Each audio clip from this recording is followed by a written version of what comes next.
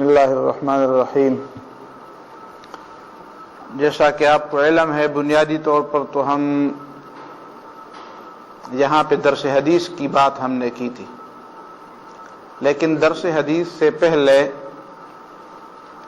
مختصر انداز میں حجیت حدیث کے بارے میں کچھ باتیں آپ کے سامنے رکھنے کا ہم نے وعدہ کیا تھا۔ آج جس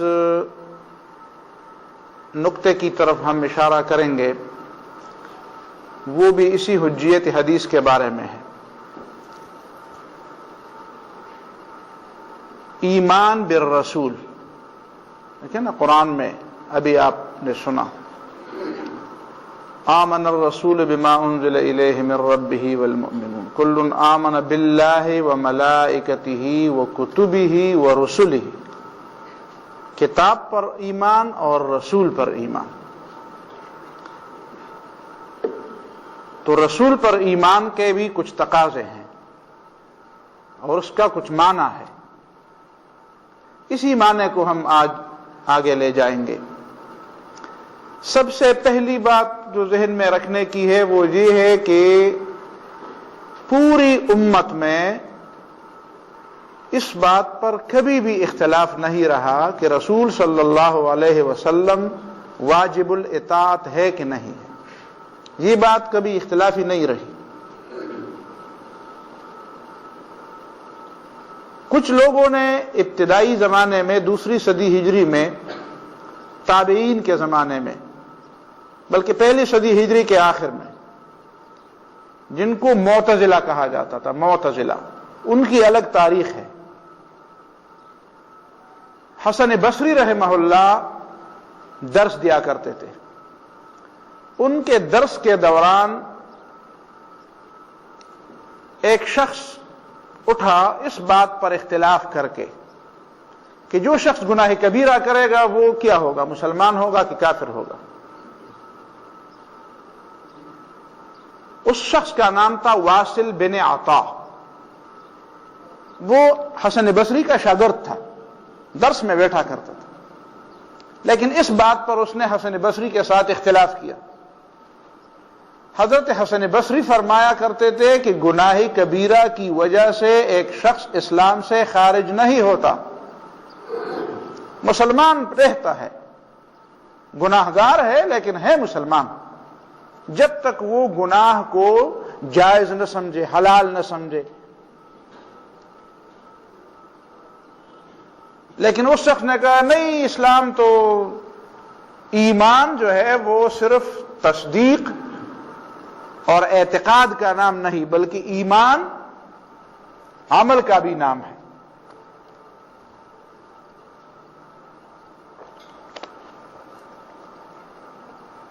تو حضرت حسن بصری رحمہ اللہ کی رائے یہ تھی، اور تقریباً تمام امت مسلمہ کے اہل سنت والجماعت جس کو کہتے ہیں، ان سب کی یہی رائے ہے کہ ٹھیک ہے، ایمان تصدیق ہے بنیادی طور پر اور عمل بھی ضروری ہے، لیکن دونوں اجزاء ہے ایمان کے، عقیدہ بھی جز ہے، ایک حصہ ہے، اور عمل بھی حصہ ہے، لیکن جز اور جز میں فرق ہوتا ہے۔ ہم انسانی باڈی کو لے لیں تو جو جسم میں جو مقام دماغ اور دل کا ہے، کیا وہ مقام انگلی کا بھی ہے؟ انگلی کا بھی ایک مقام ہے، وہ بھی انسانی باڈی کا ایک حصہ ہے، لیکن ایسا حصہ تو بہرحال نہیں ہے جس طرح دل ہے یا جس طرح دماغ ہے۔ کچھ اجزاء ایسے ہوتے ہیں جن کو کہتے ہیں اجزاء مقومہ۔ مقومہ کا معنی ہے کہ جس کی بنیاد پر اس چیز کا قوام ہو، اگر وہ نہ ہو تو وہ چیز ہی نہیں ہوگی۔ اور کچھ اجزاء ایسے ہیں جو اجزاء تو ہیں لیکن اجزاء مقومہ نہیں ہیں، اگر وہ نہ ہو تو وہ چیز رہتی ہے، لیکن زیادہ سے زیادہ اس میں وہ لطف نہیں ہوتا، وہ حسن نہیں ہوتا، وہ کارکردگی نہیں ہوتی، اس کی کارکردگی میں کمی آتی ہے، اس کے حسن میں کمی آتی ہے۔ لیکن واصل بن عطا نے کہا نہیں، لیکن اس نے ساتھ یہ بھی کہا کہ جو مرتکب کبیرہ ہوگا وہ اسلام سے تو نکل جائے گا، اس لیے کہ اسلام عمل کا بھی نام ہے، جس طرح عقیدے کا نام ہے، اس کی رائے یہ تھی، لیکن وہ کافر بھی نہیں ہوگا۔ کافر اس لیے نہیں ہوگا کہ عقیدہ تو اس کا درست ہے، دل سے تو وہ اللہ کو مانتا ہے، تو میں اس کو نہ کافر مانوں گا نہ مومن مانوں گا۔ اسی کو کہتے ہیں منزلہ بین المنزلتین، دو مرتبے ہیں، دو تقسیم سنائی ہے۔ یا مومن قرآن نے فرمایا فَمِنْكُمْ كَافِرٌ وَمِنْكُمْ مُؤْمِنٌ، یا کافر ہے یا مومن ہے۔ اب اس نے درمیان میں سے ایک تیسرا راستہ نکالا کہ مومن بھی نہیں اور کافر بھی نہیں۔ مومن اس لیے نہیں کہ عمل نہیں ہے، اور کافر اس لیے نہیں ہے کہ عقیدہ تو ہے۔ تو حضرت حسن بصری نے اس کے بارے میں فرمایا اعتزل عنا، اس نے تو ہم سے الگ راستہ اختیار کیا، اس نے تو ہم سے الگ راستہ اختیار کیا۔ امت مسلمہ کا راستہ تو یہ نہیں تھا۔ فسموا المعتزلہ، اسی بنیاد پر ان کا نام کیا پڑ گیا، معتزلہ۔ اس کے بعد پھر کچھ لوگ، جب ایک شخص جو ہے وہ ایک نئی بات کی بنیاد ڈال دیتا ہے اپنی عقل کی بنیاد پر یا کسی بھی بنیاد پر، تو پھر ظاہر ہے کہ وہ اسی جگہ پہ رہتا تو نہیں ہے، اس کے ارد گرد پھر کچھ ایسے لوگ ہوتے ہیں جو اپنا کام نکالنے کے لیے اس کے ارد گرد جمع ہوتے ہیں، اور پھر وہ ظاہر ہے کہ اس کو گمراہ کرتے ہیں، یا کم از کم اپنے مقصد کے لیے اس کو استعمال کرنے کی کوشش کرتے ہیں۔ تو جو لوگ دل سے مومن نہیں تھے اور کسی وجہ سے انہوں نے ایمان کا دعویٰ کیا تھا، وہ اس کے ارد گرد جمع ہو گئے، اور پھر اعتزال کی بنیاد عقلیت پرستی پر پڑ گئی، عقلیت پرستی پر، کہ ہم قرآن کو بھی نعوذ باللہ عقل کے ترازو پر تولیں گے، اور نبی صلی اللہ علیہ وسلم کی حدیث کو بھی عقل کے ترازو پر تولیں گے۔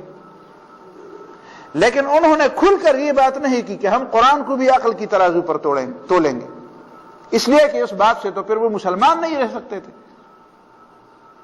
انہوں نے احادیث میں کیڑے نکالنے شروع کر دیے، اور اصل میں وہ لوگ تھے مسلمان نہیں۔ صحیح بات یہ ہے، یہاں پہ دو آراء ہیں بڑے بڑے، اس میں زیادہ تفصیل اس لیے کہ وہ بہت گہری بحثیں ہیں۔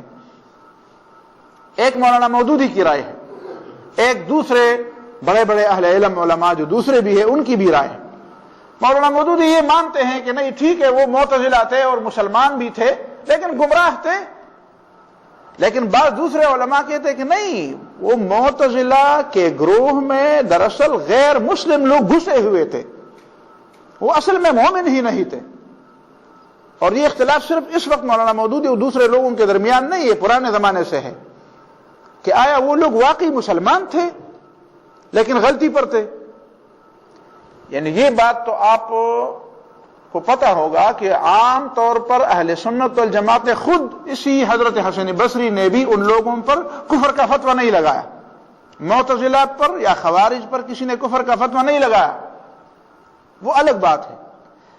لیکن کچھ لوگ ان میں ایسے گھسے ہوئے تھے جو اصل میں مومن نہیں تھے، مسلمان تھے نہیں، انہوں نے ایک لبادہ اڑا تھا، ایک شٹل انہوں نے اپنے اوپر پھیلایا تھا، اور اس کے پیچھے وہ چھپے ہوئے تھے۔ ظاہر ہے نا کہ جو لوگ اپنی اصل شکل میں کوئی کام نہیں کر سکتے، وہ اپنے اوپر ایک پردہ، ایک لبادہ وہ ڈال دیتے ہیں تاکہ وہ ان کی اصل حقیقت چھپی رہے، اس کور کے نیچے ان کی اصل حقیقت۔ تو انہوں نے اسی کو غنیمت جانا کہ چلو ہم تو اسلام میں کچھ دراڑیں پیدا کرنا چاہتے تھے، تو ان کو ایک موقع مل گیا تو تھے وہ، لیکن کھل کر وہ قرآن کے بارے میں ایسا تو نہیں کہہ سکتے، اور ساری حدیثوں کے بارے میں بھی نہیں کہتے تھے، بس کچھ ایسی حدیثوں کے بارے میں جو ان کے نزدیک وہ بظاہر عقل کے خلاف ہوتی تھی، جس طرح عذاب قبر کی حدیث ہے۔ آج کل بھی اس کے بارے میں لوگ باتیں بتاتے ہیں، انشاءاللہ ہم درس حدیث میں ان چیزوں کو لے آئیں گے، کھل کر اس بار بات ہوگی۔ تو یہ تو پہلی بات ہوئی کہ میں نے جو دعویٰ کیا تھا کہ پوری امت میں، امت مسلمہ میں کسی نے حقیقت میں اس بات سے اختلاف نہیں کیا تھا کہ رسول اللہ صلی اللہ علیہ وسلم کی سنت بھی حجت ہے، اس سے کسی نے اختلاف نہیں کیا تھا، یہ پوری امت میں اتفاقی بات چلی آ رہی ہے۔ اور جو معتزلہ نے بات کی تھی اس کی میں نے تھوڑی سی وضاحت کر دی، باقی تفصیلی وضاحت تو ہے۔ ایک پہلی بات اس بات کی کہ شواہد اور اس بات کے دلائل، تو احادیث میں تو بے شمار دلائل، قرآن مجید کی کچھ آیات میں نے پچھلے کلاس میں پچھلے درس میں نے کوٹ کی تھی، اس کی تفصیل آپ پھر اپنے طور پر پڑھ لیں۔ یہاں پھر میں چند احادیث کا ذکر کرتا ہوں جس سے پتہ چلتا ہے کہ رسول اللہ صلی اللہ علیہ وسلم کے صحابہ جو تھے ان کا کیا طرز عمل تھا۔ تو سب سے پہلی روایت یا حدیث جو ہے وہ حضرت ابو سعید خدری رضی اللہ تعالیٰ عنہ کی ہے، جو مستدرک حاکم میں نقل ہوئی ہے۔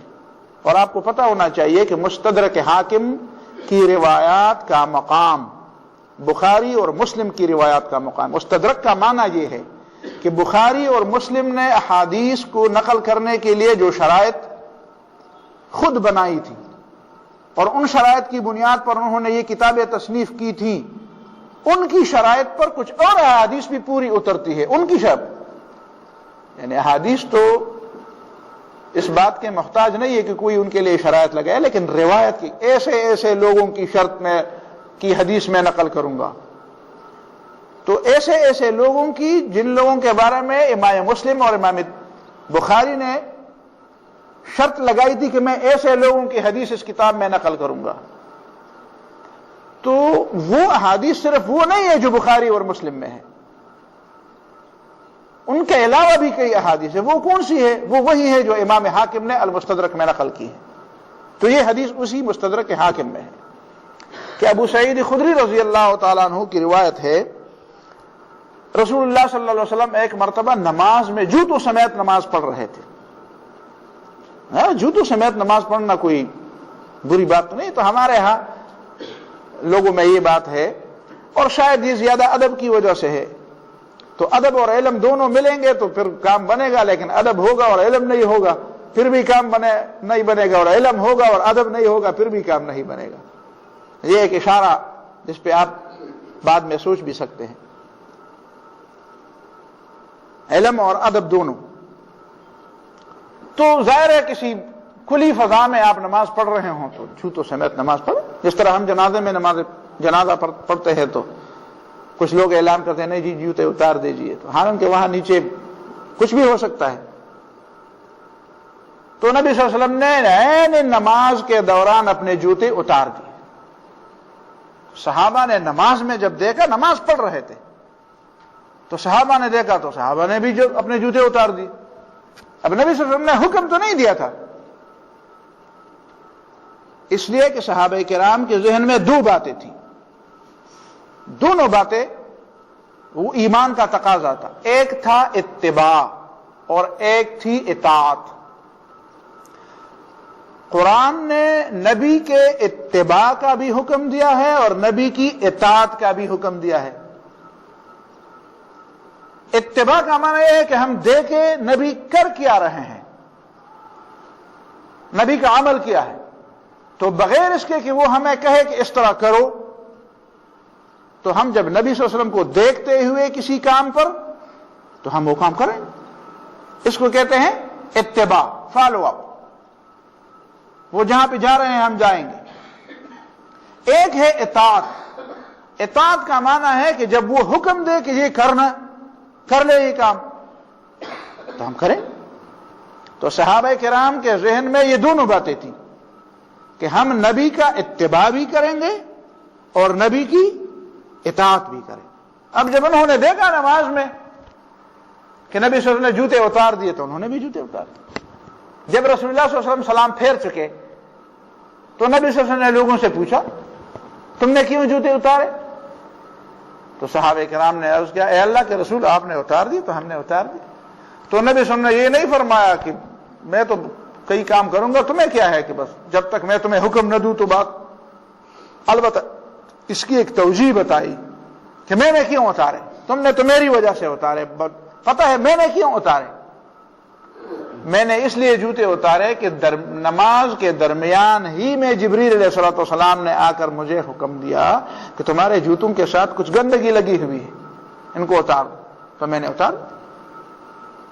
لیکن اس سے اس بات کا پتہ تو چل گیا ہمیں کہ صحابہ کرام کی اس بات کی نبی صلی اللہ علیہ وسلم نے تائید کی کہ ہاں تمہیں کرنا ایسا ہی چاہیے، لیکن اس کی وجہ یہ تھی، ورنہ آپ جوتوں سمیت نمازیں پڑھیں. ایسا نہ ہو کہ آپ آئندہ کے لیے یہ ایک نذیر کے طور پر لے لے کہ جوتوں کے بغیر جوتوں سمیت نماز نہیں ہوتی. نہیں، نماز ہو جاتی ہے، لیکن میرے جوتے اتارنے کی وجہ یہ نہیں تھی کہ جوتوں سمیت نماز نہیں ہوتی. میرے جوتے اتارنے کی وجہ یہ تھی کہ میرے جوتوں میں گندگی لگی ہوئی.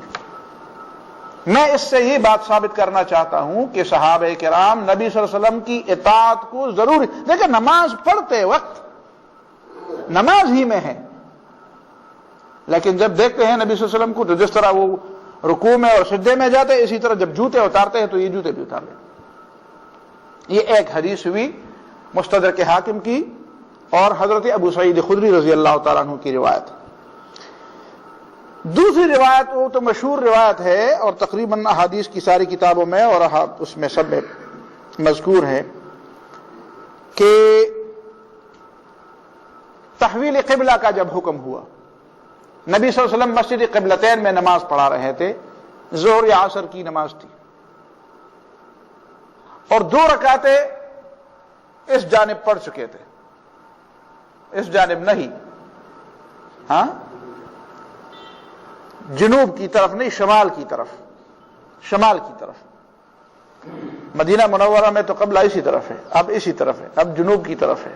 پہلے شمال کی طرف ہوتا تھا، بیت المقدس شمال کی طرف ہے اور بیت اللہ جنوب کی طرف ہے. تو نبی صلی اللہ علیہ وسلم جنوب کی طرف نماز پڑھ رہے ہیں، شمال کی طرف بیت المقدس کی طرف. اب آگے ہے امام اور پیچھے صفیں. اب 2 رکعت پڑھنے کے بعد 2 رکعت پڑھنے کے بعد نبی صلی اللہ علیہ وسلم بالکل صفوں کے پیچھے آ جاتے ہیں اور یہاں پہ جنوب کی طرف قبلہ رخ کر نماز پڑھتے. تو سارے لوگ بھی بالکل ایک اباؤٹ ٹرن، جس کو جب ہم اسکول میں پڑھتے تھے نا اور وہ کلاس ہوتی تھی، کہتے ہیں اباؤٹ ٹرن، جہاں سے رخ ہے اس کی طرف پیچھا کر دو، پیچھا ہے تو اس کی طرف رخ کر دو.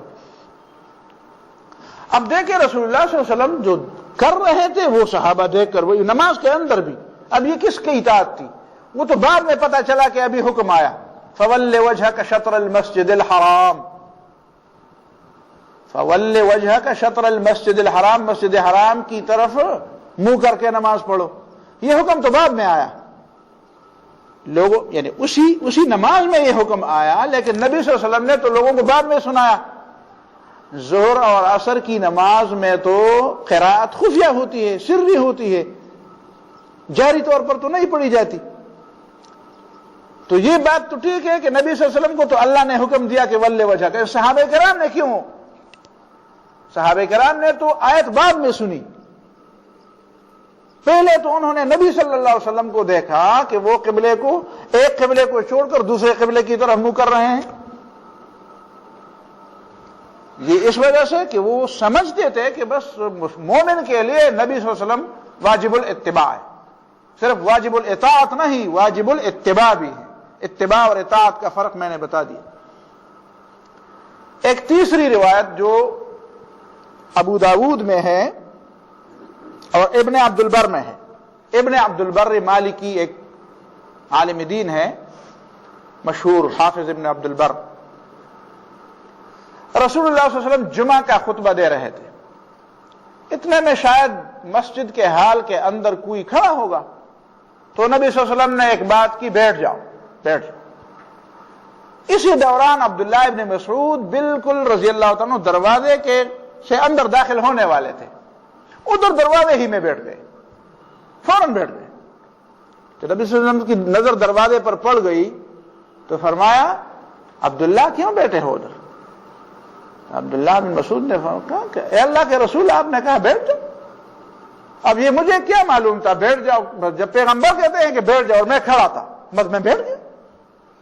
تو رسول اللہ صلی اللہ علیہ وسلم نے فرمایا عبداللہ اندر آ جاؤ بیٹا، اندر آ جاؤ. اٹھ کر اندر آ گیا. اب عبداللہ بن مسعود کے ذہن میں یہ بات تھی نا کہ جب بات سنی جائے تو اس پہ عمل ہو. یہ 2-4 مثالیں میں نے آپ کے سامنے رکھی. وہی بات جو مشہور بات ہے معاذ بن جبل رضی اللہ تعالیٰ عنہ کو جب رسول اللہ صلی اللہ علیہ وسلم یمن بھیجا کرتے تھے تو یمن بھیجتے وقت ان سے پوچھا بما تقضی یا معاذ، معاذ تم جا کر وہاں پہ قاضی بنو گے، لوگوں کے فیصلے کرو گے، تو بما تقضی، کس چیز سے فیصلے کرو گے؟ تو اس نے کہا اقضی بکتاب اللہ، میں اللہ کی کتاب کے مطابق فیصلے کروں۔ فرمایا فَإِن لَّمْ تَجِدْ، اگر تمہیں نہ معلوم ہو، تم نہ پاؤ، اس میں ہوگی ایک چیز، سمندر ہے، فَإِن لَّمْ تَجِدْ، لیکن تمہیں وہ چیز وہاں پہ نہ ملی، پھر تو اس نے کہا اقضی بسنت رسول اللہ، میں اللہ کے رسول کی سنت کے مطابق فیصلہ۔ اس نے کہا اگر سنت رسول میں بھی تم نہ پاؤ پھر؟ تو اس نے کہا اجتہد رائی، پھر میں اپنی رائے سے اجتہاد کروں گا، قرآن اور سنت کو معیار مان کر میں آگے اجتہاد کروں۔ تو رسول اللہ صلی اللہ علیہ وسلم نے اس کے سینے پر ہاتھ رکھا اور خوشی بھی ہوئی نبی صلی اللہ علیہ وسلم کو، اور اللہ کی حمد بھی پڑھی، الحمدللہ الذی وفق رسول اللہ لما یحبہ رسول اللہ ویرضاہ۔ اللہ کا حمد و ثنا ہے، شکر ہے کہ اللہ تعالیٰ نے اپنے رسول کے سفیر کو وہ توفیق دی جس بات پر اللہ اور اس کے رسول خوش ہوتے ہیں۔ یہ مشہور بات ہے۔ دوسری بات کچھ لوگوں کے سوال کے نتیجے میں کہ نبی صلی اللہ علیہ وسلم کے ہوتے ہوئے بھی اور نبی صلی اللہ علیہ وسلم سے غیر حاضر ہوتے ہوئے بھی جب دوسرے دو آدمیوں کے درمیان اختلاف ہوتا تھا، وہ بھی اختلاف کو دفع کرنے کے لیے رسول اللہ صلی اللہ علیہ وسلم کی طرف رجوع کرتے تھے۔ یعنی لوگ نبی صلی اللہ علیہ وسلم کے قریب نہیں بلکہ دور ہیں، کہیں جا گئے ہوئے ہیں، سفر پہ گئے ہوئے ہیں، وہاں پہ کسی بات میں اختلاف آ جاتا ہے، پھر لوگوں کا رویہ کیا ہے، ایک دو حدیثیں وہاں پہ سن لیں۔ مشہور حدیث ہے عبداللہ ابن عمر رضی اللہ تعالیٰ عنہ کی، بخاری میں ہے، مسلم میں ہے، باقی ساری کتابوں میں۔ نبی صلی اللہ علیہ وسلم نے غزوہ خندق کے بعد جب خندق میں پتہ چلا کہ لوگ بھاگ گئے تو رسول اللہ صلی اللہ علیہ وسلم نے حکم دیا، جبریل علیہ السلام آئے اور نبی صلی اللہ علیہ وسلم کو فرمایا کہ ابھی آپ نے تو جنگ کا اسلحہ اتار دیا، ہم نے تو نہیں اتارا۔ تو رسول اللہ صلی اللہ علیہ وسلم نے فرمایا کہاں بھی جانا ہے؟ تو جبریل علیہ السلام نے کہا الی بنی قریظہ، وہی بنی قریظہ جس نے بدعہدی کی ہے، جس نے معاہدے کی خلاف ورزی کی ہے۔ اب رسول اللہ صلی اللہ علیہ وسلم نے صحابہ کو حکم دیا کہ لا یصلین احد العصر الا فی بنی قریظہ۔ بنی قریظہ کا علاقہ تھوڑا سا مکے سے آگے دور تھا، تو نبی صلی اللہ علیہ وسلم نے فرمایا کہ تم میں سے کوئی بھی بنی قریظہ کی آبادی سے پہلے عصر کی نماز نہ پڑھے۔ یہ الفاظ تھے، لا یصلین، بالکل نہ پڑھے مگر بنی قریظہ۔ اب جب راستے میں لوگ جا رہے تھے تو عصر کا وقت ہوا، کچھ صحابہ نے کہا کہ ہم نماز پڑھتے ہیں، کچھ صحابہ نے کہا کہ نہیں ہم تو نماز نہیں پڑھیں گے۔ جن لوگوں نے کہا کہ نماز پڑھتے ہیں انہوں نے یہ کہا کہ نبی صلی اللہ علیہ وسلم نے ہمیں حکم تو یہ دیا تھا کہ بنی قریظہ سے پہلے نماز نہ پڑھے، لیکن اس کا مطلب یہ تھا کہ جلدی پہنچ جائیں، یہ تو نہیں حکم دیا تھا کہ اللہ تعالیٰ کی فرض کی ہوئی نماز کو قضا کر دے۔ مطلب نبی صلی اللہ علیہ وسلم کی حدیث کا یہ تھا۔ دوسرے لوگوں نے کہا یار مطلب کی بات کیا ہے، بس انہوں نے صاحب بتا دیا تھا کہ نہ پڑھے تو ہم تو نہیں پڑھیں گے۔ ایک دوسرے پر انہوں نے فتوے نہیں لگائے، ہم ہوتے تو فتوے لگاتے، گریبان سے پکڑتے، انہوں نے فتوے نہیں لگائے۔ جن لوگوں کی رائے یہ تھی کہ نماز پڑھنی چاہیے انہوں نے نماز پڑھ لی، جن لوگوں کی رائے یہ تھی کہ نہیں قضا ہو جائے تو قضا ہو جائے، وہاں جا کر پڑھیں گے، جو بھی وقت ہوا انہوں نے وہاں جا کر پڑھی۔ اب جب رسول اللہ صلی اللہ علیہ وسلم پہنچ گئے تو یہ دونوں فریق آ کر نبی صلی اللہ علیہ وسلم کے سامنے دونوں نے اپنا اپنا مقدمہ رکھ دیا۔ تو عبداللہ ابن عمر فرماتے ہیں فلم یعنف واحدا منہما، ایک کو بھی کچھ نہیں کہا کہ تم نے غلط کیا، دونوں کو کہا تم نے ٹھیک کیا۔ جن لوگوں نے حدیث کے ظاہر پر عمل کیا ان کو بھی کہا کہ ٹھیک ہے، جنہوں نے حدیث کے باطن پر یا اس کے جو سر تھے، جو رمز تھا اس پہ عمل کیا، یا جو فقہ تھی یا جو زیادہ فقہ تھی، فقاہت میں تھوڑی سی آگے کہ اصل مقصد کیا ہے، اور دونوں کو فرمایا کہ تم نے ٹھیک کی۔ اسی طرح ابو داؤد میں ایک روایت ہے کہ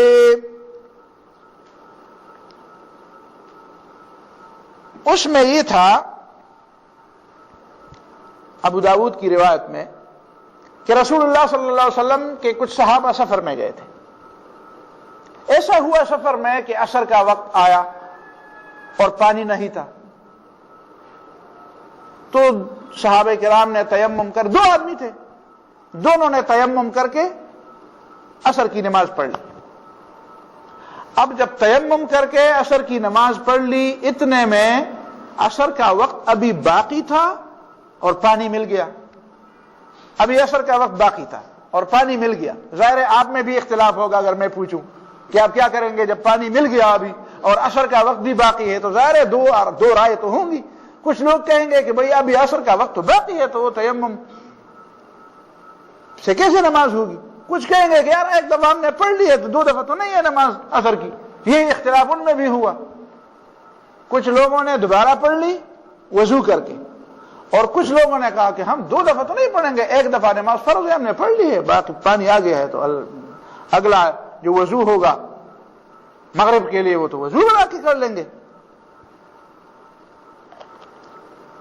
اب دونوں اس بات پر اسی طرح نہیں رہے کہ میرا یہ مسلک اور تمہارا یہ نہیں، آ کر رسول اللہ صلی اللہ علیہ وسلم کے سامنے دونوں نے بات رکھی، میں نے یہ کیا اور اس نے یہ کیا، تو رسول اللہ صلی اللہ علیہ وسلم نے بتایا کیا بتایا ان کو؟ جس نے دوبارہ نماز نہیں پڑھی تھی اس کو رسول اللہ صلی اللہ علیہ وسلم نے کہا، فرمایا اصبت السنہ، تم نے سنت کے مطابق کام کیا، بس نماز ایک وقت فرض تھا اور تم نے پڑھ لی تھی، آسانی یہی ہے، بس اس وقت وضو کے لیے پانی نہیں تھا، تم نے تیمم کر کے بس قرآن نے صاحب بتا دیا اصبت السنہ، تم نے سنت کے مطابق کام کیا۔ تو آپ کے خیال میں دوسرے کو کیا کہا ہوگا؟ دوسرے کو کیا کہا؟ لکل اجر مرتین، تمہیں دگنا اجر مل گیا، تمہیں دگنا اجر مل گیا۔ سمجھ میں آ گئی بات؟ میں ایک دفعہ علماء کی مجلس میں جو اسپیشلائزیشن فقہ میں کر رہے تھے ان کے سامنے میری کلاس تھی، تو میں نے ان کے سامنے ایک سوال رکھا، میں نے کہا یہ بتاؤ تم تو عام طور پر یہ کہتے ہو کہ سنت کے مقابلے میں بدعت ہوتی ہے، سنت کے مقابلے میں بدعت، یا سنت کے مقابلے میں اجر کیسے مل گیا؟ سنت کے مقابلے میں اجر ہوتی ہے؟ آپ کہیں نا کہ جب پیغمبر کہے تو پھر ہوتے ہیں نا، نہیں ہوتا اجر، سنت کے مقابلے میں ہمیشہ بدعت ہوتی ہے، لیکن جب پیغمبر صلی اللہ علیہ وسلم کہہ دے تو پھر سنت کے مقابلے میں بھی، اب وہ بھی سنت ہوا نا، مقابلہ تو نہیں ہوا، مقابلہ تو اس وقت تھا، سمجھ میں آ گئی بات، جب نبی صلی اللہ علیہ وسلم نے اس کو اجر کا وعدہ یا اجر کا نہیں بتایا تھا کہ تمہیں اجر بشارت نہیں دی تھی، اجر کی خوشخبری نہیں دی تھی، لیکن کسی بات پر نبی صلی اللہ علیہ وسلم کی طرف سے اجر کی خوشخبری جب مل جاتی ہے تو وہ بھی سنت ہے نا، لیکن سنت کی شکلیں 2 ہو گئی۔ مسئلہ سمجھ میں نہیں آیا؟ آسان ہے سمجھنا، یعنی یہ بات تو درست ہے کہ ہم یہ کہیں کہ سنت اور بدعت، وہ بدعت اس سنت کے مقابلے میں ہم کہیں گے جہاں پہ سنت کے مقابلے میں سنت سے ہمیں کوئی چیز نہیں ملی ہوتی ہے، ٹھیک ہے؟ لیکن جب سنت ہی میں ہمیں سنت کے مقابلے کی ایک اور شکل بھی مل جائے تو ہم اسی کو بھی سنت کہیں گے نا، اسی لیے اسی پر نبی صلی اللہ علیہ وسلم فرمایا لکل اجر مرتین، تمہیں دگنا اجر مل گیا۔ یعنی یہ بات میں سمجھتا ہوں کہ جتنی اس کو آپ کھو دیں گے اتنی اس کی گہرائی آپ کی سمجھ میں آتی جائے گی۔ مزید غور کریں اس پر اور اگلے جمعے پھر اس پر بحث کریں، خود آپس میں بحث کریں کہ اس بات کو آپ کیسے سمجھیں گے اور کیسے سمجھائیں گے۔ ایک مثال یہ ہوئی، دیکھیں نا، وہ نبی صلی اللہ علیہ وسلم کے باہر تھے، لیکن پھر اختلاف کے لیے وہ کہاں آ گئے؟ رسول اللہ صلی اللہ علیہ وسلم تصدیق کی کہ ہم نے جو کیا درست کیا کہ غلط کیا۔ اسی طرح ایک اور مثال ہے نبی صلی اللہ علیہ وسلم کی زمانے کی، ابو سعید خدری رضی اللہ تعالیٰ عنہ کی روایت ہے، بخاری میں بھی ہے، مسلم میں بھی ہے، ساری حدیث کی کتاب تفاسیر میں بھی ہے۔ کہتے ہیں ہم گئے ہوئے تھے سفر میں غزوے کے لیے، واپسی پر ایسا ہوا کہ ہمارا گزر ایک گاؤں پہ ہوا، اس گاؤں کے لوگوں سے ہم نے مطالبہ کیا بھائی ہماری کوئی مہمان نوازی ہو جائے، مسافر لوگ ہیں، کوئی ہوٹل شوٹل تو ہے نہیں، کہاں سے کھائیں گے، ہمارے پاس کچھ ہے نہیں۔ تو ان لوگوں نے ہمیں مہمان نوازی دینے سے انکار کر دیا۔ اتنے میں ہم وہاں ٹھہرے ہوئے تھے تو کچھ لوگ آئے گئے، ایک روایت میں ایک بچی آئی، شاید پہلے بچی آئی ہوگی، پھر بعد میں دوسرے لوگ بھی آئے ہوں گے، کہ بھئی ہمارا جو سردار ہے اسے کسی زہریلی چیز نے ڈسا ہوا ہے، تک والا سشیور کھڑے رہے گا نا تو کہ وہی لڑم یا مار کسی نے چیز نے ڈسا ہے اس کو، اور ہم نے سارے جتن کر دیے، جتنی دوائیاں جتنے چیزیں ہمارے پاس تھی، وظیفے لیکن اس کو افاقہ نہیں ہوا. آپ میں سے کوئی ہے جو کچھ جانتا ہے کوئی علاج؟ تو کہتے ہیں کہ ہم نے ایک دوسرے کو دیکھا تو کہتے ہیں ابو سعید خدری رضی اللہ عنہ، ایک آدمی نے، وہ خود تھا وہ آدمی، ایک آدمی نے کہا ہاں مجھے پتا ہے میں کر لوں گا، لیکن تم نے ہماری مہمان نوازی نہیں کی ہے تو کچھ چیزیں ہمیں. تو ایک ریوڑ پر بات ہو گئی کہ بکریوں کا ایک ریوڑ 30 کے لگ بھگ ریوڑ بکریاں ہمیں دیں گے. تو انہوں نے کہا دیں گے، ہمارا سردار ہے آخر. تو جا کر میں نے الحمد پڑھ لی اور اس پہ دم کیا کہ انما انشط من عقال، جیسا ایسا تھا کسی نے اس کو باندھا ہوا تھا اور کھل گیا. خوش ہوئے، خوشی خوشی ہمیں وہ بکریاں دے دی تو ہم نے کھا لیا، لیکن کچھ گوشت بچا ہوا تھا. اب کچھ دوستوں نے کہا اس گوشت کو آپس میں تقسیم کر لیتے ہیں، ویسے بھی اب گاؤں قریب جائیں گے تو اپنے اپنے گھر جائیں گے. تو کہتے ہیں ابو سعید خدری جو امیر تھے انہوں نے کہا نہیں نہیں، حتی نأتی رسول اللہ صلی اللہ علیہ وسلم، وہ تو ہماری مجبوری تھی کہ ہم نے وہاں پہ کھایا اور لیا، لیکن اب جو گوشت ہم لے جائیں گے اور اس کو استعمال کریں گے اس وقت تک استعمال نہیں کریں گے جب تک ہم رسول اللہ صلی اللہ علیہ وسلم سے پوچھیں گے نہیں. تو وہ آ گئے، نبی صلی اللہ علیہ وسلم سے پوچھا تو رسول اللہ صلی اللہ علیہ وسلم نے ایک تو فرمایا وما یدریک انہا رقیہ، کیسے تمہیں پتہ چلا کہ یہ فاتحہ دم کرنے کے لیے بھی ہے اور اس سے شفا بھی ہوتی ہے. اور پھر فرمایا بہت اچھا کیا، ان احق ما اخذتم علیہ اجرا کتاب اللہ، اچھا کیا کہ تم نے اللہ کی کتاب دم کر کے تم نے اس سے مزدوری لے لی اور کچھ میرے لیے بھی رکھو. اپنے لیے رکھنے کا مطلب یہ تھا کہ تاکہ تم خوشی سے اس کو، اس لیے کہ پیغمبر جو ہے وہ کوئی مشکوک چیز وہ نہیں لیتے، تو تاکہ صحابہ کرام کے دل میں کوئی کھٹک نہ ہو کہ اچھا ہماری مجبوری کی وجہ سے کہا ہوگا، نہیں نہیں میرے لیے بھی کچھ رکھو. تو رسول اللہ صلی اللہ علیہ وسلم نے ان کے لیے حلال طیب قرار دیا. مطلب میرا یہ تھا کہ انہوں نے کیا کہا اپنے دوستوں کو، لا حتی نأتی رسول اللہ، اس وقت تک ہم اس کو تقسیم نہیں کریں گے جب تک ہم رسول اللہ سے پوچھیں نہ. تو باہر کے ہوتے ہوئے، نبی صلی اللہ علیہ وسلم کے سامنے ہوتے ہوئے، کسی بھی موقع پر صحابہ کرام میں کوئی بات آ جاتی تھی تو سب سے پہلے ذہن میں یہ بات ہوتی تھی کہ نہیں نہیں ہم جا کر رسول اللہ صلی اللہ علیہ وسلم سے پوچھیں گے، وہ جو بھی فیصلہ کریں گے ہم وہی کریں گے. اس کے بعد ایک اور روایت ہے، اس کو بھی آپ توجہ سے سنیں. حضرت عمر رضی اللہ تعالیٰ عنہ ایک دفعہ بیٹھے تھے، نبی صلی اللہ علیہ وسلم اس مجلس میں نہیں تھے، تو حارث ابن ہشام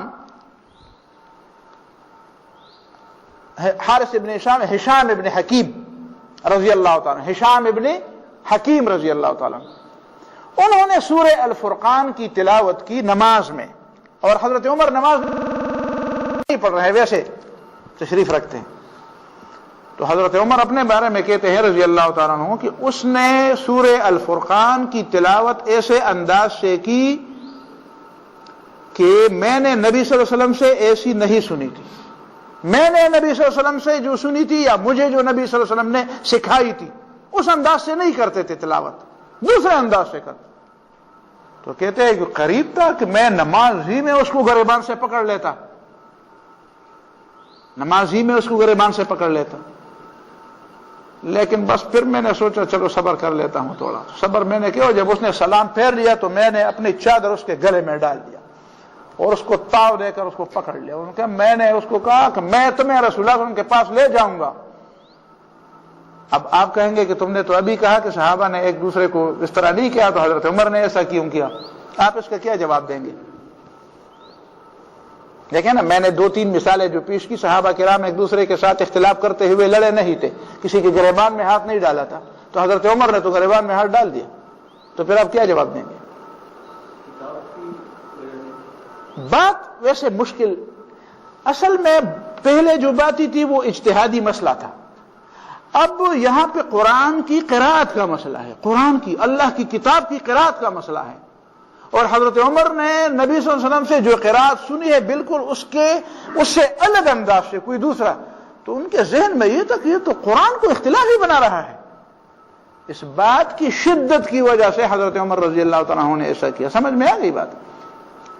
یعنی اس بات کی اہمیت جو تھی، اس اہمیت کے پیش نظر کہ دیکھو میں نے رسول اللہ صلی اللہ علیہ وسلم سے یہ قراءت نہیں سنی ہے اور یہ اپنی طرف سے وہ قراءت کر رہا ہے. قراءت، اب قراءت کا آپ کیسے میں سمجھاؤں؟ ہماری پشتو میں کتنے لہجات ہیں؟ لہجات نہیں ہیں. آپ میں سے بھی کچھ لوگ ایسے ہوں گے ہاں پختو کے ماستا ہو پہ سوک مستو تم پہ ہوئی میرے ایک دوست ہے کلی کیا پدغت مرگر کے زمانے وہ رشتہ دار وہ پلار تھا میں ڈاکٹر ہوئے چاہیے اللہ کا گورے پے بخورے پے خواہ وہ اگر بس مستو لزور ورک آگئی پخپل علاقہ کی پیچاتا ہوئی مستو تا نوی وجودی اوپر سے دا ویچ بیا ڈاکٹر آگئی و تو ویچ تا سو خوڑی لی وی ما تو ما چو طول مر میں پے خوڑی لی اگر ویچ نا پے خوڑی نا خوڑی لی تا و ماستا خوڑی لی ویچ آو کانا ماستا خوڑی پے و تا وایو کانا ویچ تا خوزان غر کڑے نو دا لحجه دا دا سے نور بشمیر لحجات زمونگا دا یوسف زو پختو دا اورکزو پختو بیا پس دا وزیرستان او دا مسودو بیا دا افغانستان او دا کمزے دا بلوچستان او دا تاسو اندازہ لگوئے کہ نا پخواخو بخل کے وی 40 میل بعد سے دین وغا لحجہ بدلی گی کہ نا 40 میل بعد بدلی گی یا کم بدلی گی یا زیادہ بدلی گی دا جدا خبر دا خو لحجہ خو بدلی گی کہ نا دا مطلب اگر لحجہ وا بہرحال اس کو کہتے ہیں کہ میں نے گریبان سے پکڑ کر رسول اللہ علیہ وسلم کے پاس لے گیا اور میں نے نبی صلی اللہ علیہ وسلم سے پوچھا کہ اللہ کے رسول یہ سورہ فرقان کو اس انداز سے نہیں پڑھتا اس طریقے سے اس لہجے میں نہیں پڑھتا جس لہجے میں نے آپ نے ہمیں مجھے سکھائی تو نبی صلی اللہ علیہ وسلم مسکرائے اور کہا کہ عمر پہلے تو اس کو چھوڑ تو دو ابھی میں نے پکڑا ہوا تھا تو مجھے کہتا پہلے چھوڑو اس کو تو میں نے چھوڑ دیا اس کو اب نبی صلی اللہ علیہ وسلم نے اس سے پوچھا ہاں بتاؤ سورہ فرقان کی تلاوت کرو تو اس نے تلاوت کی اس طریقے سے کی جس طرح میرے سامنے کی تھی تو رسول اللہ صلی اللہ علیہ وسلم نے فرمایا ہا کذا انزلت اسی طرح انزلہ قرآن اسی طرح نازل ہوا ہے ٹھیک کہا تم نے درست تمہاری تلاوت ٹھیک ہے پھر مجھے کہا عمر تم پڑھو میں نے پڑھا تو مجھے فرمایا ہا کذا انزلہ اسی طرح بھی نازل ہوا ہے ان هذا القرآن انزل على 7 احرف فقرؤوا ما تيسر منه قرآن 7 زبانوں میں یعنی 7 لہجات میں 7 طریقوں سے نازل ہوا ہے جو بھی تمہیں آسان ہو اسی طرح پڑھتے رہو لیکن یہ ہمارے لیے تو نہیں ہے ہمارے لیے تو وہی ہے ہمیں کیا بتاؤ کہ لہجات عرب کیا ہوتے ہیں اور پھر بہرحال ایک لہجے پر قریش کے لہجے پر لوگوں کو متفق بھی کیا گیا تاکہ یہ اختلاف بھی نہ رہے وہ ایک لمبا الگ لیکن میں یہ بتانا چاہتا تھا کہ نبی صلی اللہ علیہ وسلم کے زمانے میں 2 باتیں میں نے کی پہلی بات یہ تھی کہ سنت کو کبھی بھی کسی نے ماخذ کے طور پر لینے میں اختلاف نہیں کیا جن لوگوں کے بارے میں یہ باتیں ہے کہ معتزلہ نے یہ بات کی تھی وہ حقیقت میں معتزلہ بھی نہیں تھے حقیقت میں وہ کچھ دوسرے قسم کے لوگ تھے انہوں نے معتزلہ کا لبادہ اڑا تھا اور اس لبادے کے اندر وہ اسلام میں سے کیڑے نکالنا چاہتے تھے اور لوگوں کو گمراہ کرنا چاہتے تھے تو مسلمانوں میں کبھی بھی یہ مسئلہ اختلافی نہیں رہا اور پھر میں نے کتنی مثالوں سے آپ کے سامنے یہ بات رکھ دی کہ رسول اللہ صلی اللہ علیہ وسلم کے موجود ہوتے ہوئے بھی اور نبی صلی اللہ علیہ وسلم سے باہر ہوتے ہوئے بھی جب بھی صحابہ کرام میں کسی مسئلے میں اختلاف ہو جاتا تھا تو وہ نبی صلی اللہ علیہ وسلم کے پاس آ کر رجوع کر لیتے تھے اور نبی صلی اللہ علیہ وسلم سے فیصلہ لیتے تھے تو اگر یہ سنت حجت نہیں تھی تو صحابہ کرام کے ذہن میں یہ بات آخر کیسے تھی کیسے بیٹھی ہوئی تھی کہ ہم اپنے طور پر یہ کام نہیں کریں گے اب دیکھیں ایک مثال میں اور بتا دوں نبی صلی اللہ علیہ وسلم کی وفات کے بعد جب غزوے اس میں یمامہ میں جنگ یمامہ میں جو مسیلمہ کذاب کے خلاف ہوئی اس میں بے شمار بہت زیادہ صحابہ کرام سینکڑوں صحابہ کرام ایسے تھے جن کو قراء کہا جاتا تھا کم از کم 300 تو ان میں ایسے تھے جن کو قرآن یاد تھا اور وہ شہید ہوئے مسیلمہ کذاب کے مقابلے میں تو حضرت ابوبکر صدیق رضی اللہ تعالیٰ عنہ کے سامنے حضرت عمر رضی اللہ تعالیٰ عنہ نے تجویز رکھ دی کہ ادرک هذه الامہ اس امت کے آخری دور کے بارے میں ابھی سے فیصلہ کر لو اگر یہ لوگ اسی طرح شہید ہوتے رہے اور قرآن کو صرف ان لوگوں کے سینے میں ہے تو پھر لوگ کیا کریں گے پڑھیں گے کیا قرآن تو ہم سے نعوذ باللہ ضائع ہو جائے گا تو حضرت ابوبکر صدیق رضی اللہ تعالیٰ عنہ نے کیا کہا کیف تفعل شیئا لم يفعله رسول اللہ صلی اللہ علیہ وسلم تم ایسے کام کو کیسے کر سکتے ہو جس کو رسول اللہ صلی اللہ علیہ وسلم نے نہیں کیا لیکن بار بار حضرت عمر رضی اللہ عنہ ان کو کہتے رہے کہ نہیں یہ امت کے لیے فائدے کی بات ہے اور اس سے قرآن کو ہم ضائع ہونے سے بچائیں گے یہ ایک تدبیر ہے کوئی نئی بات نہیں ہے کہ ہم اسلام میں ایک نئی بات لا رہے ہیں اب جب یہ دونوں متفق ہوئے تو انہوں نے زید بن ثابت رضی اللہ تعالیٰ عنہ جو انصاری صحابی ہے اس کو بلایا، جوان صحابی تھے اور وہ نبی صلی اللہ علیہ وسلم کے کاتب بھی تھے وحی کے۔ اب ابو بکر اور عمر دیکھیں نا، ان دونوں کا کوئی مقام تو ہے، معمولی مقام تو نہیں ہے امت میں۔ پورے انبیاء کے بعد یہ عقائد کا مسئلہ ہے، افضل الناس بعد الانبیاء ابو بکر و عمر، انبیاء اور رسولوں کے بعد انسانوں میں سب سے بہترین انسان، فضیلت والے، وہ کون ہیں؟ ابو بکر اور عمر۔ اب ابو بکر صدیق، اور ابو بکر صدیق خلیفہ بھی ہے، تو ابو بکر اور عمر دونوں رضی اللہ تعالیٰ عنہما حضرت زید بن ثابت کو حکم دیتے ہیں کہ قرآن کو جمع کر دو، ایک ہی مصحف میں اس کو جمع کر دو۔ تو پہلی بات جو حضرت زید بن ثابت ان دونوں کو جواب دیتے ہیں وہ کیا کہتے ہیں؟ کیف تفعلان شیئا لم یفعلہ رسول اللہ صلی اللہ علیہ وسلم، تم دونوں ایک ایسا کام کیسے کر سکتے ہو اور مجھے کیسے حکم دے سکتے ہو جس کام کو رسول اللہ صلی اللہ علیہ وسلم نے نہیں کیا؟ وہ دلیل یہ دیتے ہیں، کیف تفعلان شیئا لم یفعلہ رسول اللہ صلی اللہ علیہ وسلم، رسول اللہ صلی اللہ علیہ وسلم نے وہ کام نہیں کیا تو تم اس کو کیسے کر سکتے ہو؟ پھر انہوں نے بھی اس طرح ان کی ذہن سازی شروع کر دی کہ ہم دونوں اس بات پر اس وجہ سے ان وجوہات کی بنیاد پر کہ یہ امت مسلمہ کے لیے ایک مسئلہ ہے، یہ مسئلہ پیدا ہوگا، پھر کیا ہوگا؟ اور قرآن تو مکتوب، قرآن کے لیے تو کتاب کا لفظ اسی لیے ہے کہ یہ لکھا ہوا ہوگا، قرآن میں ہے نا، قرآن کے ناموں میں ایک نام کیا ہے؟ الکتاب۔ تو کتاب نام کیوں ہے؟ لکھی ہوئی چیز ہے، لوح محفوظ میں بھی لکھی ہوئی چیز ہے، تو یہاں پہ بھی لکھنے ہی، یاد کرنے کے لیے بھی ہے اور لکھنے کے لیے بھی، اسی کو کتاب اسی لیے کہتے ہیں، اس کو لکھ کی جائے گی۔ تو پھر کہتے ہیں اللہ نے میرا سینہ کھول دیا، اور پھر سب صحابہ کرام، پھر تو اس پر اجماع ہوا۔ میرا مقصد یہ تھا کہ صحابہ کرام کے پاس جو بھی کوئی ایسا مسئلہ آتا تھا تو وہ اس مسئلے کے بارے میں یہی پوچھتے تھے کہ رسول اللہ صلی اللہ علیہ وسلم کا ترجمہ، اس کا مطلب ہے کہ سنت حجت ہے، اس میں کسی نے اختلاف نہیں کیا۔ آپ کہیں گے کہ بھائی بعض میں تو لوگوں نے اختلاف کیا ہے، ایک نے حدیث کو ضعیف قرار دیا ہے، دوسرے نے یہ کہ بخاری میں یہ روایات ہیں، یہ ساری چیزیں، اختلاف تو بہت ہے اس میں، اس اختلاف کو بہت اچھالتے ہیں لوگ، بھائی سنت میں تو بڑا اختلاف ہے، رفع الیدین میں اختلاف ہے، آمین میں اختلاف ہے، فلان، اور آج کل تو لوگوں نے ویسے بھی اختلافات بہت پیدا کر دیے۔ تو دو نقطے یہاں پہ میں آپ کے سامنے رکھوں گا مختصر طور پر، ان کو ذہن میں رکھیں۔ پہلی بات یہ ہے کہ اختلافی مسئلہ اس کو کہیں گے جو صحابہ کرام، تابعین اور تبع تابعین کے زمانے میں اختلافی تھا۔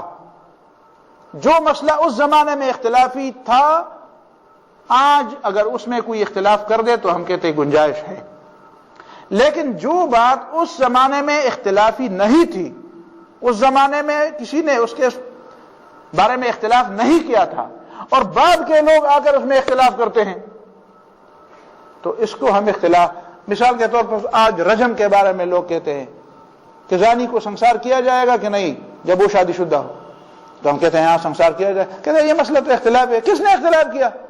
بھائی اس میں تو فلان نے اور فلان نے۔ بھائی فلان کون ہوتا ہے؟ صحابہ کرام نے اختلاف کیا تھا، صحابہ کرام کے شاگردوں نے اختلاف کیا تھا، ائمہ مجتہدین نے اختلاف کیا تھا۔ تو جب اس زمانے میں کسی مسئلے میں اختلاف نہیں تھا تو بعد میں تو ثم یفشو الکذب، پھر تو جھوٹ پھیلنے کا زمانہ ہے، پھر تو جھوٹ کا دورہ ہے، اور جتنا بھی زمانہ آگے بڑھتا جائے گا تو جھوٹے لوگ اور جھوٹے علم والے اور جھوٹے دعوے کرنے والے اور جھوٹے متقی اور جھوٹے پرہیزگار وہ بہت زیادہ ظاہر ہوں گے دنیا میں۔ تو ان کا اختلاف، ان لوگوں کو اگر آپ اختلاف کا حق دے دے تو پھر نعوذ باللہ من ذالک، یہ تو قرآن کو بھی اختلافی بنا لیں گے۔ ایک بات۔ دوسری بات یہ ہے کہ جو اختلاف کرنے والے ہیں اس زمانے میں، تو کسی نے ایک حدیث پیش کی، کسی نے دوسری حدیث پیش کی، تو آپ کہیں گے کہ حدیث تو اختلافی ہوا۔ میں نے کہا حدیث تو اتفاقی ہوا۔ سمجھ میں آ گئی بات؟ جب ایک نے کہا کہ میرے پاس اس مسئلے کے لیے یہ حدیث ہے، اور دوسرے نے کہا نہیں میرے لیے، تو آپ کہیں گے حدیث تو اختلافی چیز ہوئی۔ میں کہتا ہوں اسی سے تو ثابت ہوا کہ حدیث اتفاقی چیز ہے۔ آپ کہیں گے کہ یہ کیسے؟ میں کہتا ہوں اس نے بھی حدیث پیش کی اور اس نے بھی حدیث پیش کی، وہ بھی مانتا ہے کہ جب اختلاف ہو تو میں حدیث کو پیش کروں گا، اور یہ بھی مانتا ہے کہ جب اختلاف ہو اور جب دلیل کی بات ہو تو میں حدیث کو پیش کروں گا۔ تو حدیث تو بجائے حدیث اور سنت تو بجائے سنت، دونوں میں اتفاق ہوا کہ یہ نقطہ سمجھ میں نہیں آیا کہ یوم وہی چھ حدیث کے دادی خود دے حدیث مطلب دادے اگر بل وہی چھ زم حدیث پہ دے حدیث مطلب دادے تو میرا دین مطلب ثابت شو چھ حدیث خود اختلاف شہر ہے زم دا دین دا ثابت شو چھ حدیث دے اتفاق شہر ولی ذکر چاہے یو وہی حدیث دے و تدے سے نو دا بل دا سے نو چھ زمڑا حدیث پہ کہ نعوذ باللہ ستوئی بیا بتاوے لے چالا کرا اختلاف خودے وہی حدیث دے اگر وہی آو حدیث دے. امام ابو حنیفہ اور امام اوزاعی رحمہ اللہ کے درمیان بات ہوئی، وہ بات لمبی ہے، میں اس کو زیادہ نہیں پھیلاؤں. تو امام اوزاعی نے اس سے پوچھا ہوگا حج میں ملے تھے یا عمرے میں ملے تھے، آپ ابو حنیفہ ہیں؟ جی جی میں ابو حنیفہ ہوں. اچھا بڑے ملے، بڑی خوشی ہوئی آپ سے، بڑی آپ کی تو سنتے ہیں، آپ تو بہت معلم دین ہیں، لیکن سنا ہے آپ رفع الیدین نہیں کرتے. تو امام ابو حنیفہ نے فرمایا ہاں میں نہیں کرتا. اس نے کہا کیوں نہیں کرتا؟ اس نے کہا میرے نزدیک ثابت نہیں ہے. تو اس نے ایک حدیث سنائی 4 روایات سے، حضرت عبداللہ ابن عمر کی ایک حدیث سنائی کان رسول اللہ نبی صلی اللہ علیہ وسلم رفع الیدین کیا کرتے. میں نے کہا اچھا. مجھے بھی ایک حدیث حدثني حماد قال حدثني علقمہ قال حدثني عبداللہ ابن مسعود ان رسول اللہ صلی اللہ علیہ وسلم كان لا يرفع يديه الا في التكبيرة الاولى. نبی صلی اللہ علیہ وسلم تکبیر اولیٰ کے بغیر ہاتھ نہیں اٹھایا کرتے. آگے سے اس نے کہا کہ تمہارے واسطے 4 ہیں نبی اور صلی اللہ علیہ وسلم، اور تمہارے درمیان کتنے واسطے ہیں؟ 4. اور میرے اور نبی صلی اللہ علیہ وسلم کے درمیان واسطے 3 ہیں، تو میں ذرا قریب ہوں، میں قریب ہوں نبی صلی اللہ علیہ وسلم کے تمہاری بنسبت، تو میری بات کو زیادہ ترجیح دی جائے گی. امام ابو حنیفہ نے فرمایا نہیں بات اس کی نہیں ہے کہ واسطے زیادہ ہے یا کم ہے، آپ لوگوں کو دیکھیں، لوگ کون ہیں؟ آپ راوی جو روایت کرنے والا ہے اس کی فقاہت کو دیکھیں کہ وہ کتنا فقیہ ہے، اس کی فقاہت اور ذہانت کو دیکھیں وہ کتنا سمجھدار ہے. اور تمہارے لوگوں کی بنسبت میرے لوگ حد درجہ زیادہ سمجھدار ہے. ورنہ علقمہ کو دیکھو، ورنہ حماد کو دیکھو، علقمہ کو دیکھو اور ابن مسعود کو دیکھو. تو اوزاعی نے مان لیا، روایات میں آتا فسکت الاوزاعی، اوزاعی نے یہ بات مان لی کہ واقعی یہ بات تو ماننے کی ہے کہ تم نے جو روایت جن لوگوں سے نقل کی ہے ان کی سمجھ اور ان کا فہم حدیث میرے لوگوں کے فہم حدیث کے مقابلے میں زیادہ ہے. اور آپ کو پہلے درس میں پتہ ہے کہ رب حامل فقہ غیر فقیہ ورب حامل فقہ الی من هو افقہ منہ. کبھی فقہ کی کوئی بات کسی کے پاس ہوتی ہے لیکن وہ اس کو اتنا گہرا نہیں سمجھتا جتنا وہ سمجھتا ہے جس کو وہ پہنچ جاتی ہے. اور کبھی کبھی وہ فقیہ ہوتا ہے لیکن الی من هو افقہ منہ، وہ دوسرا اس سے بھی زیادہ فقیہ نکلتا ہے. تو جو اختلافات ہوئے ہیں اس میں سب سے بنیادی چیز فقاہت کی کمی بیشی ہے. اور فقاہت کی کمی بیشی دنیا تسلیم کرتی ہے، عقل کی کمی بیشی، سمجھ کی کمی بیشی، فقاہت اور گہرائی کی سمجھ کی کمی بیشی. یہ تو آج بھی انسانوں میں، یہ تو علماء میں بھی ہے، یہ تو جدید دنیا کے اہل علم میں بھی ہے، سارے دنیا کے علماء میں.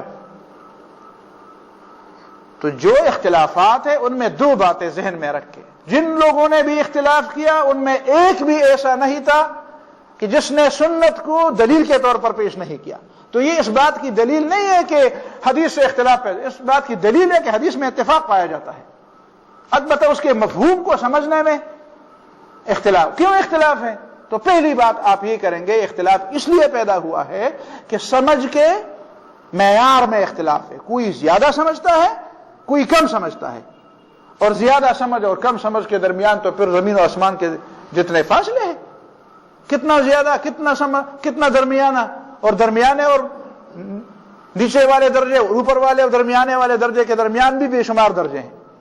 تو آج کے درس میں یہ 2-4 باتیں میں نے آپ کے سامنے رکھ دی ہیں جس سے ثابت ہوا ہے کہ یہ بات اتنی نہیں ہے جتنی یہ لوگ اس کو پھیلانا چاہتے ہیں. وہ ویسے بات کا بتنگڑ بناتے ہیں، وہ ادھر پشن پشمخان جوڑی، ورنہ بات. اور کچھ چھوٹے چھوٹے گروہوں کا ادھر 2-4 آدمی ہیں، ادھر 8-10 آدمی ہیں، 15-20 آدمی ہیں، ادھر ایک گروہ بنا ہوا ہے اور ان کا الگ ہے مذہب بنا ہوا. اس کی کوئی حیثیت نہیں ہے اسلام کے اندر. ایک پوری امت ہے، ان میں جو سواد ہے، جو اہل علم کے بڑے بڑے گروہ ہیں، انہوں نے اگر کوئی بات کی ہے تو ٹھیک ہے. ایک جگہ سے کوئی آدمی اٹھتا ہے اور وہ لوگ اس کو سر پر بٹھاتے ہیں کسی مقاصد کے لیے تو آپ کہتے ہیں جی وہ بہت بڑی چیز ہے، اس نے تو یہ بات کی ہے. ایسے لوگوں کی باتوں پر جاؤ گے تو تم فتفرق بکم عن سبیلہ، اللہ کا راستہ پھر تم سے چھوٹ جائے گا، پھر ادھر ادھر کی پگڈنڈیوں میں گم ہو جاؤ گے. سرگردان ابدی کے لیے وہ نہیں ابدی کی بے بچے لار بدن عورت کی داخلت. اسی صراط مستقیم پر جائیں جس پر اہل سنت والجماعت سواد اعظم، اور سواد اعظم میں ایسی کوئی مثال ہمیں نہیں ملتی. اس کے بعد بھی میں چاہتا ہوں کہ کچھ اگر تھوڑی دو چار اعتراضات ہوں تو اگلے درس میں انشاءاللہ اسی کو پیش کریں گے، اور اس کے بعد انشاءاللہ پھر بات آگے جائے گی. اقول قولی ھذا واستغفر اللہ لی ولکم ولسائر المسلمین فاستغفروہ انہ هو الغفور الرحیم. ربنا آتنا فی الدنیا حسنہ وفی الآخرۃ حسنہ وقنا عذاب النار. ربنا تقبل منا انك انت السميع العليم وتب علينا انك انت التواب الرحيم. اللهم يسر لنا امورنا، اللهم بارك لنا في امورنا، اللهم احسن عاقبتنا في الامور كلها واجرنا من خزي الدنيا وعذاب الاخره. اللهم انك عفو تحب العفو فاعف عنا يا غفور. اللهم اعنا على ذكرك وشكرك وحسن عبادتك.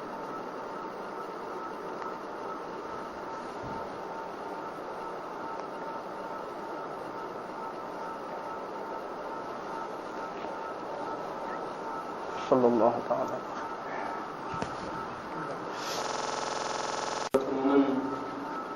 تو پڑھ ہے قرآن پڑھتے ہیں، یہ کہتے ہیں کہ قرآن کی تدوین اور جمع کا کام تو پہلی صدی ہجری میں ہوا اور معتبر صحابہ کرام نے اپنی نگرانی میں کیا. اگرچہ اس کام میں بھی ان کو کافی سارے اشکالات تھے کہ کہیں ایسا نہ ہو کہ ہم کوئی ایسا کام کریں جو بدعت کے زمرے میں آتا. لیکن حدیث کے حوالے سے ان کا یہ کہنا ہے کہ ایسی کوئی کوشش نہیں ہوئی. جو قریب ترین بڑے بڑے صحابہ کرام ہیں جن میں رحیم کا نام زیادہ ہے، ان میں سے کسی نے بھی ایک کوشش ایسی نہیں کی. ایک واقعہ ابو بکر کا آتا ہے کہ انہوں نے چھوٹا سا صحیفہ بنایا اور وہ پھر حضرت عائشہ سے روایت ہے کہ انہوں نے پھر اگلے دن میرے بابا جان نے کہا کہ منگاؤ اس کو جلایا. اس سے وہ یہ عرض کرتے ہیں کہ یہ حدیث جیسے جیسے رسول اللہ کا زمانہ سے لوگ گزرتے گئے کرے تو یہ والیوم بڑھتی گئی. صحیفہ امام ابن منبہ جو پہلی دستاویز مانی جاتی ہے اس میں بہت کم حدیث ہے. امام کی ہے اچھا وہ بھی بہت چھوٹی ہے. تو جیسے جیسے زمانے کو 300-400 سال میں پھر کہتے ہیں کہ کارخانہ کھول لیا. تو یہ جو تاخیر ہے اس کی کیا وجہ ہے؟ اس پہ انشاءاللہ اگلے اس میں بحث ہوگی، لیکن سادہ سی بات ہے. نبی صلی اللہ علیہ وسلم کی احادیث صحابہ کرام نے سنی اور ہر وقت ہر حدیث سننے کے لیے بڑا مجمع نہیں لگا ہوا تھا. ایک ایک بات کے لیے نبی صلی اللہ علیہ وسلم نے جو کسی کے سامنے بات رکھی تو اس کے لیے پورے مدینے کو جمع کیا نہیں. ایک صحابی ساتھ تھا اور کوئی بات نبی صلی اللہ علیہ وسلم نے فرمائی وہ بھی حدیث ہے. گھر میں نبی صلی اللہ علیہ وسلم نے کوئی بات فرمائی وہ بھی حدیث ہے. ایک آدمی نے کوئی بات پوچھی اور اس کے سامنے نبی صلی اللہ علیہ وسلم نے بات رکھی وہ بھی حدیث ہے. تو سب سے پہلے تو لوگوں کے اندر یہ غلط فہمی ہے، یہ سوال اس غلط فہمی پر مبنی ہے کہ احادیث کی مثال بھی ایسی ہے جس طرح قرآن کی ہے کہ وہ ہر نماز میں پڑھی جاتی تھی. تو پڑھی تو نہیں جاتی تھی حدیثیں. ان میں کچھ چیزیں تو ایسی تھی جس کو آپ سنت کہہ دے، جو جس کے اوپر عمل ہو رہا تھا. ان کو جمع کرنے کی اتنی ضرورت نہیں تھی اس لیے کہ اس پر عمل ہو رہا تھا. اب اگر ایک آدمی یہ اعتراض کرے کہ اذان کی احادیث ابو بکر صدیق نے کیوں جمع نہیں کی، تو آپ کہیں یہ بےہودہ سوال ہے. اذان ہو رہی تھی، اس پہ عمل ہو رہا تھا. اب ایک اذان کو لوگ دن میں 5 مرتبہ بار بار سنتے ہیں تو اس کو جمع کرنے کی آخر کیا ضرورت تھی؟ تو ایک تو جو چیزیں اجتماعیت کے ساتھ جو جن سنتوں کا تعلق تھا وہ تو عمل میں تھی چیزیں. جو چیزیں جزئی طور پر ایک ایک شخص کے سامنے کہی گئی تھی ان کے لیے رسول اللہ صلی اللہ علیہ وسلم نے کوئی مجمع نہیں بلایا تھا. اور اس شخص کو بھی جس طرح اس شخص کو ضرورت پڑی اور اس نے نبی صلی اللہ علیہ وسلم سے کوئی بات یا کوئی موقع آیا اور اس نے نبی صلی اللہ علیہ وسلم سے کوئی بات سیکھی تو وہ بھی اس موقع کے انتظار میں تھا کہ کوئی موقع آ جائے اور میں رسول اللہ علیہ وسلم کی اس بات کو بیان کر دوں. اس کے بعد پھر آپ دیکھتے ہیں کہ صحابہ کرام غزوات میں اور پھر خلفائے راشدین کے زمانے میں نبی صلی اللہ علیہ وسلم کی وفات کے بعد پوری دنیا میں صحابہ کرام پھیل گئے صحابہ کرام. اب دیکھیں بڑے بڑے شہر آباد ہوئے. ایک کوفہ تھا جس میں حضرت عبداللہ بن مسعود تھے 1400 صحابہ کرام اس پورے عراق میں پھیل گئے تھے. تو ایک تو بات یہ تھی کہ اگر ان کو جمع کرتے تو پہلا کام اس کا یہ ہوتا کہ کوئی صحابی مدینے سے باہر نہ جائے, اور جس صحابی, اور ضرورت اس وجہ سے نہیں تھی کہ کچھ چیزیں ایسی تھی کہ لوگوں کا پھیلنا ضروری تھا تاکہ وہ بنیادی چیزیں لوگوں تک پہنچائیں اور لوگوں کو علم سکھائیں. لیکن جس طرح وہ عمل اور یا وہ سنت جس کو اجتماعیت نظام تھا اس میں تھوڑا سا اس میں تھوڑی سی سستی یا اس میں تھوڑی سی کمی آتی گئی, اور لوگوں کو پتہ ہوا کہ اچھا جو چیز عمل میں جا رہی تھی اور ہم سمجھتے تھے کہ اس کو تدوین کرنے کی اتنی ضرورت نہیں, اس لیے کہ عمل تو ہو رہا ہے, اور جب عمل میں کمزوری انہوں نے دیکھی تو انہوں نے سوچا کہ اچھا اب اس چیز کو اگر ہم نے کتاب میں جمع نہیں کیا تو پھر تو اس کا مطلب ہے کہ وہ تو ضائع ہو جائے گا. تو میں سمجھتا ہوں کہ یہ اگر نیک نیتی سے ہم اس چیز پر غور کر لے تو اس کی بات سمجھ میں آ جاتی ہے کہ صحابہ کرام حدیث کو انفرادی طور پر یا اجتماعی طور پر جو چیزیں انہوں نے سن لی تھی ان کے درمیان ان کے ذہن میں ایک فرق تھا کہ جو چیزیں عمل میں, اب دیکھیں ابو بکر صدیق جب بھی کوئی فیصلہ کرتے ہیں کہتے ہیں کسی نے کوئی حدیث سنی ہے, حضرت عمر فاروق جب بھی کوئی فیصلہ کرتے ہیں کہ کسی نے کوئی حدیث سنی ہے, تو جب بھی موقع آ جاتا تھا تو اس موقع کے آنے پر وہ لوگ اس حدیث کو بیان کر دیتے تھے, جس طرح خود ان کو نبی صلی اللہ علیہ وسلم نے موقع آنے پر بیان کی یا موقع آنے پر نبی صلی اللہ علیہ وسلم نے ان کو ہدایت دی, تو وہ بھی چاہتے تھے کہ جب موقع آ جائے تو ہم لوگوں کے سامنے رکھ دیں گے. تو یہ چیز بنیادی طور پر اگر ذہن میں ہو تو ظاہر ہے کہ پھر آپ بات سمجھ میں آ جاتی ہے. اگر یہ چیز بنیادی طور پر ذہن میں نہ ہو تو پھر تو لوگ 1400 سال پہلے کی ایسی تصویر اپنی چالاکی سے کھینچ لیں گے, جس طرح آپ نے سنا اور دیکھا ہے کہ لوگ کیسے تصویریں کھینچتے ہیں. وہ ایسی تصویر کھینچ لیں گے کہ بہرحال اگر صوت ہوئی سرمن اسمان میں بجوڑ کی ویگڑا بھئی پہ بس خلق بہو یاری چلے کر رہتا ہے حدیث کی دین کی رضا نے اضافہ کرے. سمجھ میں آ گئی بات؟